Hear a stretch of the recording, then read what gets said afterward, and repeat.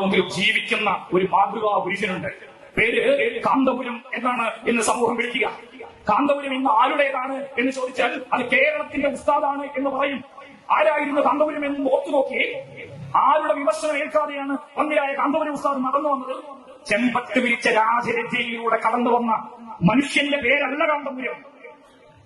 തീർത്തും പ്രതികൂലമായ അന്തരീക്ഷത്തിലൂടെ എല്ലാ പ്രാതികൂല്യങ്ങൾക്ക് നടുവിലും അക്ഷോഭ്യനായി.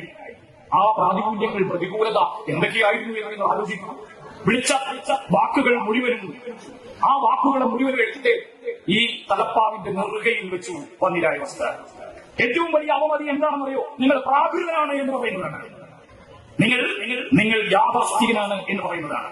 ഇന്ന് നമ്മൾ കേൾക്കുന്ന ഒരു തെറിയുണ്ട്, 6-ാം നൂറ്റാണ്ടിൽ നിന്ന് ബസ് കിട്ടാത്തവൻ എന്ന്. 6-ാം നൂറ്റാണ്ടിൽ നിന്ന് ബസ് കയറാൻ കഴിയാതെ പോയ എന്ന വാക്ക്, അതിനെ ആകെ ചുരുക്കിയതാണ് പ്രാകൃതൻ, യാഥാസ്ഥികൻ. ആ യാഥാസ്ഥികത്വത്തെ എടുത്ത് വന്നിരായ കാന്തപുരം ഉസ്താദ് അതൊരു പൊൻതൂവലാക്കി അത് നെറുകയിൽ വെച്ചു. എന്നിട്ട് ഇവിടെയുള്ള സർവ്വ പുരോഗമനവാദികളെയും വെല്ലുവിളിച്ചുകൊണ്ട് അക്ഷോഭ്യനായി.